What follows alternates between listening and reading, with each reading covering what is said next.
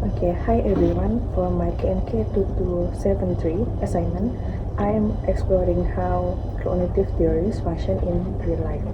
Today, I am interviewing a 22 years old, a year 2 cognitive science student here at UNIMAS. To protect her privacy, we will refer to her name as Nana. Since her major combines psychology and computer science, her current academic context involves a heavy mix of theoretical memorization and coding logic. Let's look at her experience. To start off, what does the typical that high pressure learning context, like studying for final, looks like for you in year 2?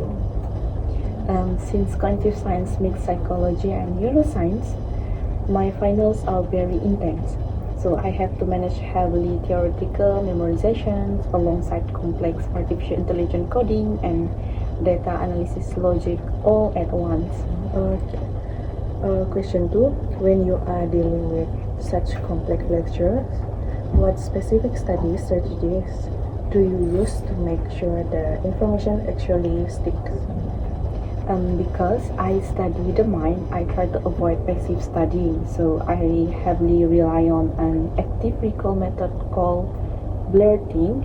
I read a chapter of my lecture slide, close my laptop, and write down everything I can remember on a blank piece of paper. After that, I try to explain the thought theories out loud to my roommate as if I'm teaching a class. Okay. Have you always studied this way, or did you actively change your habit over time? I definitely didn't always study this way because in my first year I just passively read and highlighted my notes, but I realized that I kept forgetting the details during exam. So I switched to blurting because forcing my brain to actively retrieve and restructure information manually is what actually helped me encode it into my long-term memory. What are the biggest challenges or mental roadblocks you face when you are trying to learn? My attention span is a huge hurdle. I get easily distracted by phone notification after about 30 minutes and of looking at dry research paper.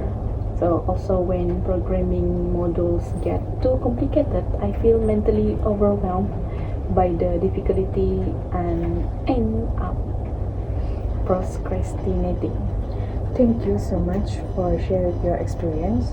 Your insight give me a lot of great material to analyze.